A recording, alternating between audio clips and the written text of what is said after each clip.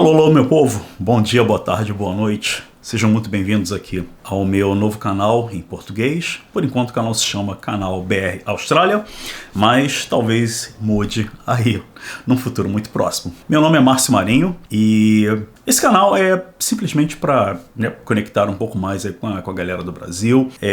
Vai ser também um tipo de vlog onde eu vou contar um pouco da minha experiência de vida e a minha experiência também como imigrante. Eu já moro aqui na Austrália desde 2011 e quero compartilhar com vocês um pouco aí dessa minha história, de como tudo começou, de tudo que eu tive que fazer para chegar até aqui, dos obstáculos, das etapas que eu tive que completar. Talvez você também tenha essa aspiração de morar fora e pode ser que a minha experiência te ajude um pouquinho também. Então, esse canal vai ser um pouco de tudo isso, um pouco também de lifestyle. Eu vou mostrar para vocês aqui as redondezas da cidade, como as coisas que são legais, as coisas que não são muito legais, um pouco da parte da cultura do lugar e de tudo que eu tenho aprendido aí nesses últimos 12 anos, já são 12 anos, cheguei aqui em 2011, estamos aí em 2023, então mais ou menos 12 anos. E nesse primeiro episódio, eu acho que eu vou começar comentando ou contando um pouco da história da minha jornada, da minha caminhada até chegar aqui na Austrália. E vou tentar resumir bastante, assim, para ficar algo mais compacto, para não ficar nada muito extenso e tentar passar a maior quantidade, com a maior qualidade de informação possível para vocês. Então, como eu disse, eu cheguei aqui em 2011, mas todo o processo e toda a preparação começou há muitos anos atrás. Só para ter uma noção de um pouco de timeline, eu consegui aplicar aqui para a Austrália finalmente em 2008, mais ou menos em janeiro ou fevereiro de 2008, se eu não estou enganado. Me perdoem se eu não estiver muito preciso, mas tem muito tempo, então eu não consigo lembrar exatamente do mês. Mas foi mais ou menos por esses meses aí, janeiro e fevereiro. Então foi quando eu consegui aplicar para o visto de residência permanente aqui na Austrália. Mas antes de aplicar para esse visto, eu tive que cumprir algumas etapas. A primeira etapa foi a minha experiência profissional, porque esse tipo de visto, ele era porque, se eu não me engano, ele não existe mais ou ele está no momento suspenso. Eu vou até procurar para poder postar na descrição também para vocês terem mais informações. Então, o primeiro passo foi a profissão. Eu sempre tive a vontade e o desejo de morar fora do Brasil, de ter essa experiência de viver fora e de morar num país diferente, preferencialmente num país de língua inglesa, que teoricamente é uma língua bem mais fácil de aprender, se a gente comparar com alemão, japonês ou chinês. O inglês é uma língua muito mais fácil de se aprender do que essas outras línguas. Então eu sempre tive esse desejo desde que eu me lembro como gente, 16, 17, 18 anos. Eu já tinha essa vontade de morar fora do Brasil e de ter essa experiência em viver em algum outro lugar. Na época, naquela época lá atrás, a minha primeira opção era Estados Unidos, acho que a segunda opção, se eu não me engano, era o Canadá, terceira talvez Inglaterra e a quarta opção era a Austrália, por ser muito mais longe do que todo o resto desses lugares, E por conta da minha profissão, eu trabalho com TI, eu sou analista de sistemas, e os Estados Unidos, como todo mundo sabe, é o país que está em primeiro lugar em questões de tecnologia e de empresas de TI, e é lá onde geralmente as coisas começam, Todas as startups, tem o Silicon Valley, as grandes empresas estão lá, Google, Facebook, Meta agora, a Microsoft e várias outras empresas. Então, Estados Unidos era o meu primeiro foco, para poder imigrar de trabalho, e eu comecei com esse objetivo, de me preparar profissionalmente para que os meus skills ou as minhas habilidades fossem possíveis de criar ali um chamariz para os potenciais empregadores fora do país. Mas, infelizmente, vocês lembram do ataque que teve das Torres Gêmeas. Então, durante vários anos, os Estados Unidos eles praticamente fecharam desde o ataque terrorista das Torres Gêmeas, ficaram fechados durante muitos anos. Então, eu continuei batalhando ali na minha experiência profissional e também olhando aí em outros lugares, porque essa opção já não era não era nada possível nesse período de tempo, né? Por conta deles estarem fechados, por conta do ataque terrorista. E eu continuei trabalhando, né? Ganhando experiência, trabalhando em várias empresas, né? Tirando certificações, fazendo a minha faculdade. Só para encurtar um pouco a história, cortar aqui as arestas, eu fiz a faculdade, né? E aí, logo depois da faculdade, eu fui fazer o curso de inglês. Eu terminei a minha faculdade e depois fui começar a fazer um curso de inglês. Eu fiz na época o curso de inglês na WhatsApp.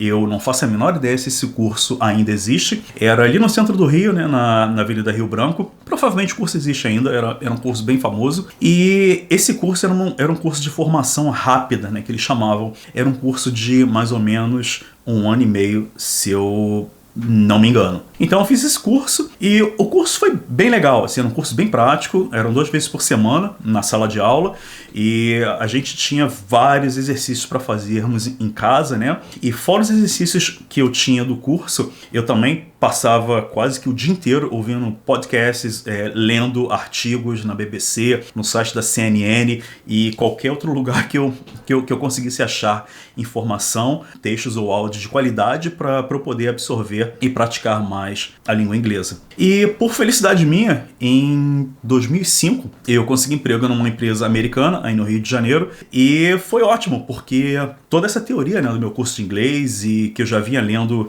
material técnico, né, em inglês há muitos anos, né, eu comecei aprendendo inglês lendo material técnico, lendo livros, né, lia livro, pegava o livro técnico e pegava um dicionário e ia ali, né, ia meio que engatinhando, mas para mim foi um bom caminho de aprendizado, que eu consegui juntar a minha profissão e mais a língua inglesa para aprender tudo junto ali. Isso foi um bom início para mim, conseguir conciliar as duas coisas. Em 2005 eu consegui um emprego nessa empresa e foi ótimo porque me ajudou muito, né? Porque eu tinha que falar inglês todos os dias e o dia inteiro, então podia praticar bastante. E mesmo depois de ter sido contratado nessa empresa, eu também comecei a fazer aulas particulares com um professor americano, que também me ajudou imensamente. Ter contato com um nativo na língua é um diferencial imenso. Uma coisa é a gente falar inglês, né, entre nós mesmos, entre brasileiros e tal, mas quando a gente começa a falar com outras pessoas que têm outros sotaques, que moram em países diferentes, é um universo completamente novo. E eu vou ter algum outro vídeo aqui mais pra frente que eu vou contar da minha experiência aqui na Austrália, que foi, como eles dizem aqui, mind-blowing, né? Foi de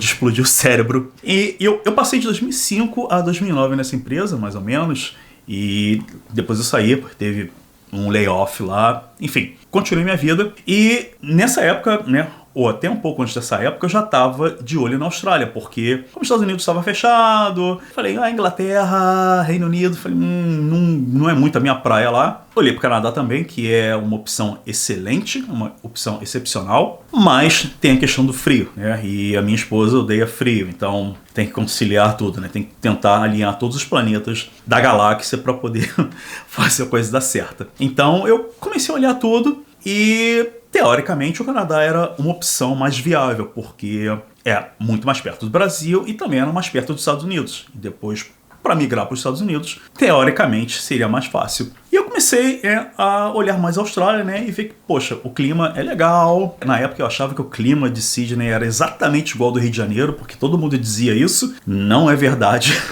Isso aí é muito longe da verdade. Mas é um país que né, pelo menos aqui a cidade, é uma cidade que é semi-tropical, eu diria assim. Então, o inverno, a gente tem inverno, mas não é um inverno tão rígido quanto o inverno do Rio Grande do Sul, por exemplo, já lá na borda com o Uruguai, por exemplo. Aqui neva também, mas você tem que andar aí bastante, tem que, sei lá, pegar umas 3 horas de carro para poder ir para as montanhas. E aí tem neve lá, a galera faz snowboard, esqui e tudo mais, né? Os esportes de inverno. Mas na cidade aqui, o pico no inverno, por exemplo, bate em 5 graus, aí, com vento gelado horroroso que, sei lá, dá uma sensação térmica de -2.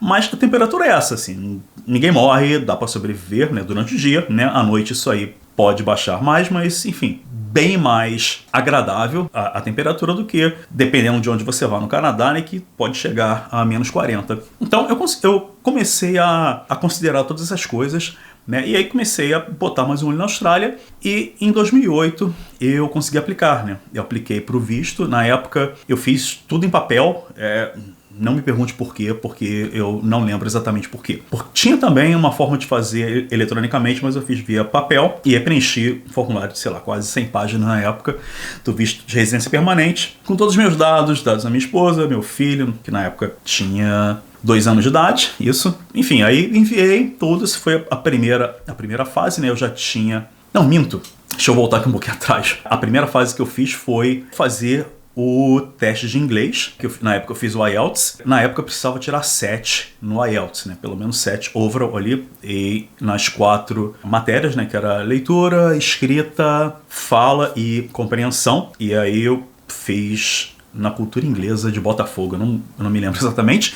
E aí fiz, 2 semanas depois eu peguei o resultado, eu consegui passar, né? Tirei 7 em tudo. E aí esse foi, né, a minha primeira etapa ali que eu fiz, que eu consegui chegar, pô, realmente eu tenho alguma coisa aqui, eu consegui passar uma etapa e eu fiz aí o teste do IELTS, passei. Dado esse teste do IELTS, na época eu peguei o teste do IELTS, juntei com o meu diploma da faculdade, mais a minha grade e vários outros documentos, né, de pós-graduação também, e mandei para um departamento aqui, né, na Austrália que eles avaliam, né, a graduação. Se eu não me engano, o nome do órgão era ACS, Australian Computer Society, ACS, e aí isso levou mais ou menos uns 2 meses, se eu não me engano, para eles analisarem. Eles analisaram, tinha todos os dados ali, tinha testemunhas e tinha telefone para eles ligarem. Então, assim, eu passei, eles me deram ok. Eles falaram, não, o seu diploma é válido e a sua experiência profissional também é válida. Dei vários contatos, né, de meus empregadores anteriores, o empregador corrente e empregadores anteriores também, para eles ligarem, confirmarem. Então, sim, aquilo ali fechou, eu consegui pegar o ok deles, né, e eles mandaram um documento dizendo, olha, tá tudo ok, a sua profissão tá validada, a sua experiência profissional. Com essa carta você já pode aplicar aí para o visto de residente permanente. E foi isso que eu fiz. Peguei aquele documento, preenchi aquele formulário de 100 páginas, ou não lembro quantas páginas foram, mas foram muitas. Anexei tudo e aí mandei aqui para o departamento de imigração. E aí, depois desse momento, é um desespero, porque parece um buraco negro. Mandei toda a documentação, eles só dizem que, opa, beleza, eu recebi aqui e espera aí agora. E essa parte é uma parte extremamente, ou foi uma parte extremamente angustiante. Eu acredito que quem passa por isso hoje tem a mesma sensação, porque é uma sensação de impotência, porque assim, a gente faz tudo que a gente pode fazer, a gente faz tudo, né, que está no nosso alcance, mas no final, né, não depende só da gente, e aí dependia do departamento de imigração. E com isso o tempo passou, né, eu tentava dar uma cutucada neles a cada, sei lá, 3 ou 4 meses, e aí eles falavam, não, a aplicação tá aqui e tal, e a gente tá olhando. Porque na época, não sei se vocês lembram, 2008, 2009, foi a época que teve aquela crise aí nos Estados Unidos também, então isso acabou respingando no mundo inteiro, e aqui não foi diferente, né? Então, dinheiro faltou, esses processos que já estavam andando, né, eles pararam ou andaram mais devagar ainda, foi bem devagar, né? Eu apliquei para o visto em 2008 e o visto saiu somente no final de 2010. Então foram 2 anos aí de sofrimento, de reza, bom, e de tudo para que a coisa desse certo. E felizmente o visto saiu, né? O visto deu certo e eu consegui pegar o visto no final de 2010. Só que teve um porém, né? Quando eu vi o visto, né, foi em setembro. O visto dizia que eu tinha até novembro para poder entrar na Austrália, para poder validar o visto. E aí, né, que rolou o pânico total. Eu falei, meu Deus, mas por quê? E nisso aí eu vi que liguei para cá, né? E aí eles falaram que não, é porque os seus antecedentes criminais estão vencendo, né? Que eu tive que mandar da Polícia do Rio de Janeiro, da Polícia Federal e mais várias outras coisas. Mas se você der um novo pra gente, a gente estende aí mais um ano. Eu falei, beleza, tá? Aí agora, porra, tá tranquilo. Tá tranquilo, e tá favorável. Eu corri atrás dos documentos de novo, né? Paguei mais uma vez, mandei tudo. Eles me deram mais um ano, né, de extensão, mas eu consegui vir logo em fevereiro de 2011. Então, foi bem rápido. Então, é isso por esse episódio de hoje, né? Fique ligado aí porque vai ter mais informação aqui nos próximos episódios. Valeu? Vejo vocês na próxima.